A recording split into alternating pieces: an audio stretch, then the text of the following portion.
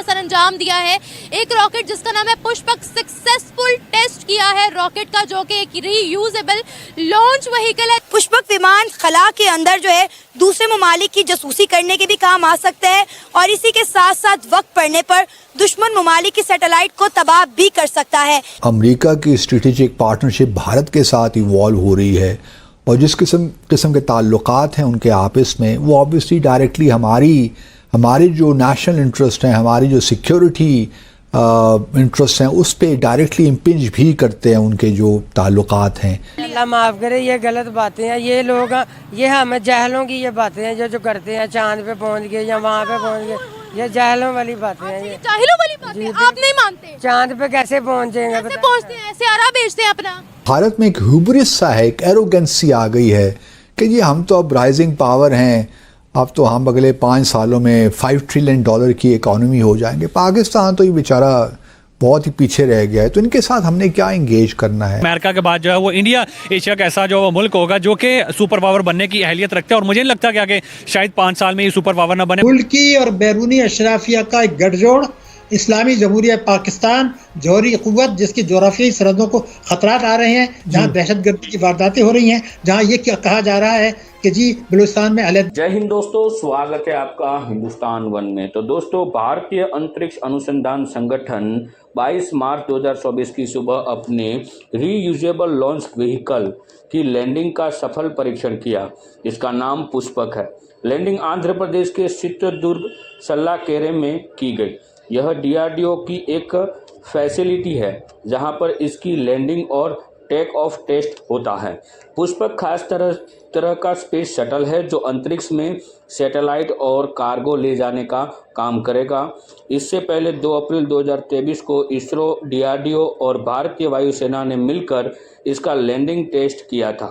उस समय Chinook helicopter से पुष्पक को 4.5 किलोमीटर की ऊंचाई से छोड़ा गया था, जिसके बाद यान ने खुद ही सफल लैंडिंग की। पुष्पक पूरी तरह से स्वदेशी है। कुछ साल में हमारे एस्ट्रोनॉट्स इसके बड़े वर्जन में कार्गो डालकर अंतरिक्ष तक पहुंच सकते हैं। तो चलिए दोस्तों, हम आगे वीडियो में देखते हैं पाकिस्तान मीडिया की ओर से जो रिएक्शन मिल रहा है। की तहरीक है। इसरो ने जो है पुष्पक के नाम से जो है एक स्पेस सैटेलाइट पर वो काम कर रहे हैं काफ़ी टाइम से, और उन्होंने जो है इसके कुछ टेस्ट किए हैं जिसके सक्सेसफुली रिजल्ट सामने आए हैं। ये एक स्पेस शटल है जो कि स्पेस में जाएगी, सैटेलाइट को लॉन्च करेगी और ज़मीन पर वापस लैंड करेगी। आपको पता है इससे पहले जितनी भी सैटेलाइट रॉकेट के ज़रिए लॉन्च की जाती हैं, रॉकेट जो है वो वापस नहीं आता, खला में तबाह हो जाता है या कहीं और समंदर वगैरह पर गिर जाता है। लेकिन ये जो स्पेस शटल इंडिया की जानिब से बनाई जा रही है, इसरो की जानिब से, ये खला में जाएगी, वहाँ पर सैटेलाइट लॉन्च करने के बाद दोबारा ज़मीन पर लैंड करेगी। इसके कुछ टेस्ट किए गए हैं लेकिन वो जो टेस्ट हैं वो सक्सेसफुल हुए हैं। क्या कहेंगे हमारा हमसाया मुल्क भारत साइंस एंड टेक्नोलॉजी में कहाँ पर खड़ा है और हम कहाँ पर आज खड़े हैं?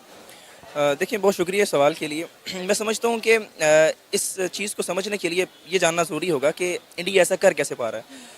मैं इसमें कोई प्रो पाकिस्तानी होने के ज़रिए कोई ऐसा ओपिनियन नहीं देना चाह रहा। अगर हम जियो पॉलिटिक्स में नज़र रखें ना, तो हम सबको पता है कि इस खिते के अंदर कभी भी इतना पोटेंशियल नहीं रहा है आफ्टर द कॉलोनाइजेशन कि ये इतने बड़े प्रोजेक्ट्स खुद ही कर पाता। अगर ऐसा होता तो इंडिया अपनी 60 साल तारीख को पुरानी को देखे तो आपको अंदाज़ा हो जाएगा कि उन्होंने कभी इतनी जरूरत भी नहीं की, बल्कि वो तो इतने क्या कह सकते हैं कि स्ट्रॉन्ग भी नहीं थे कि वो अपने उस बॉर्डर को का डिफेंस कर पाते जो कि चाइना के साथ लगता है। जबकि पिछली दहाइयाँ यानी सन 2000 से पहले तक जितना हमारा पाकिस्तान का खिता था, आपको नज़र आता है कि इसके अंदर बहुत ज़्यादा पॉलिटिकल स्टेबिलिटी थी।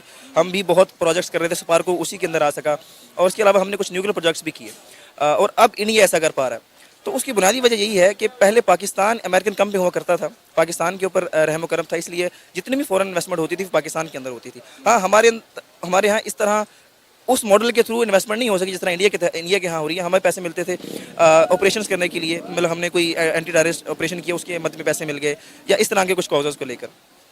अब हुआ एक्चुअली ये है कि अब चूंकि वो पहले तो अमेरिका को तेल चाहिए था, तो तेल के लिए पाकिस्तान एक बेस्ट ऑप्शन था कि अगर इराक पे हमला करना है तो पाकिस्तान इस बेस बन जाए, अगर अफगानिस्तान को इन्वेड करना तो पाकिस्तान एक बेस बन जाए। अब मामला ज़रा बदल गया है। अब चूंकि चाइना एक बड़ा हरीफ बन के उभर रहा है इस खिते के अंदर अमेरिका के लिए, इट इज़ वेरी इंपॉर्टेंट कि चाइना के ऊपर एक चेक एंड बैलेंस रखा जा सके। तो पाकिस्तान उसके लिए एक बेस्ट प्लेयर नहीं है, क्योंकि पाकिस्तान के कुछ ना कुछ बहरहाल फॉरेन जो पॉलिसीज़ हैं वो चाइना की तरफ इंक्लाइंड है। That is why Pakistan is not the best option. तो India is the only option, क्योंकि इंडिया के बहरहाल कुछ तनाव भी पेश रह चुके हैं। तो इंडिया को यूज़ करना है कि वो चाइना को बिजी रख सके, ताकि चाइना एक ग्लोबल पर्सपेक्टिव पे अपने आप को उस तरह से शेप ना कर पाए। यही वजह है कि इंडिया के ऊपर हमें इस तरह का रहम करम नजर आता है कि जैसे ही नरेंद्र मोदी की हुकूमत आई है वहाँ पर बेतहाशा इन्वेस्टमेंट हो रही है, और आपको स्पेस प्रोजेक्ट्स में भी इंडिया बूम पकड़ता दिखाई देता है, ना सिर्फ यहाँ बल्कि वेपन इंडस्ट्री में भी। तो एक्चुअली समझने की जरूरत यह है कि वैसे कर कैसे पा रहे हैं। ये जो भी उनकी चाशनी है ये बनावटी है, ये रेडीमेड है, ये इंडिया की अपनी नहीं है। और मैं बिल्कुल ये नहीं कह रहा कि पाकिस्तानी होने के नाते कि इंडिया को गिराने की ज़रूरत है। पाकिस्तान ने भी अगर कुछ तरक्की हासिल की थी पिछले, तो अमेरिका के पैसे पे की थी, आज इंडिया वो कर रहा है। तो अगर जितनी भी तरक्की है उनको अगर आप इस पर्सपेक्टिव में देखो तो आपको वो एक फीकी नजर आएगी। हाँ बहरहाल ठीक है, हमारा हमसाया है, हमें उनसे कुछ मोटिवेट होने की ज़रूरत है, लेकिन हम जितना भी मोटिवेट हो लें, जब तक हम इस गेम को नहीं समझेंगे और अपने आप को इस काबिल नहीं बनाएंगे कि हम अमेरिका की झोली से अपने आप को आज़ाद कर लें, तो मैं नहीं समझता कि ये मुमकिन है हमारे लिए कि हम एक सुई बेस पे। आपने बात की कि इंडिया ये स्पेस शटल जो है वो इंडिया में तैयार की गई है और इसरो ने इसकी फुटेजेस जारी की हैं। तो इसरो के लिए ये एक और माइलस्टोन कहा जा रहा है कि पहले ही काफी कारनामे इसरो की तरफ से हमें देखने को मिल चुके हैं, जैसे कि चांद mission, solar mission, Aditya L1, Chandrayaan 3, ये तमाम मिशन हम देखते रहे हैं। और अब हमें ये पता चला है कि स्पेस शटल जो कि ये कहा जा रहा है कि ये पहली इंडिया की रीयूजेबल व्हीकल, और उनके अपने मुल्क में जो उनका एक नारा है, जो उनका एक आप कह सकते हैं कि प्लान भी है, और उस प्लान पे वो अमल करते हुए नजर भी आ रहे हैं, make in India, made in India, तो वो उन्होंने कर दिखाया है। और ये स्पेस शटल जो है इसको लॉन्च और फिर सक्सेसफुल लैंडिंग की फुटेजेस जारी की हैं इसरो ने। तो इसरो को बहुत बहुत मुबारकबाद, बिल्कुल इंडिया को मुबारकबाद देनी चाहिए। इसकी वजह यह है कि उन्होंने एक और कारनामा अंजाम दिया, और ये स्पेस की तरक्की का है। यानी ये जब हम स्पेस की बात करते हैं तो ये इंसानियत की बात है, ये कोई ये नहीं है। आपने देखा होगा कि मैं इस तरह के प्रोग्राम्स ऐसे टॉपिक्स नहीं लेती जिसमें कि किसी भी तरफ से, पाकिस्तान की तरफ से, इंडिया की तरफ से, यूएसए की तरफ से कोई असलहा, कोई नया वो बन गया है, गौरी 3 मिसाइल या बाबर या कोई भी, जिस तरफ से भी जो भी हो, मैं उसके ऊपर। लेकिन ये जो है ना स्पेस, क्योंकि असलहे के दौर में हम क्या फायदा उसके ऊपर बात करने का, वो तो इंसानियत के लिए नहीं है। लेकिन जब हम स्पेस की बात करते हैं ना, तो इंडिया का स्पेस मिशन जो है वो सिर्फ उनके अपने लिए नहीं है बल्कि इंसानियत के लिए। तो ये कमाल की जो है वो एक हमें नजर आई, और बहुत बहुत मुबारकबाद इंडियन गवर्नमेंट को, वहां के लोगों को, कि उन्होंने एक और कारनामा कर दिखाया 23 मार्च को।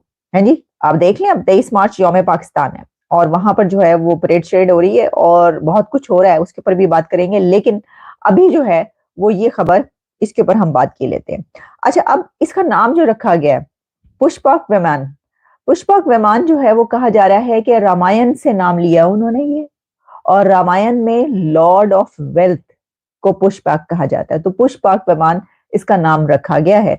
और उनकी ये जो अपने मिशंस के और हर उसके नाम रखते हैं, और हमें नजर आता है कि ऐसी उसके पीछे कोई ना कोई आइडियोलॉजी होती है, बड़ी वो मतलब रिसर्च करके और उसके निकाल के इस तरह से करते हैं। तो लॉर्ड ऑफ वेल्थ इसको कहा जाता है, जिसका उसके ऊपर अब नाम किया गया।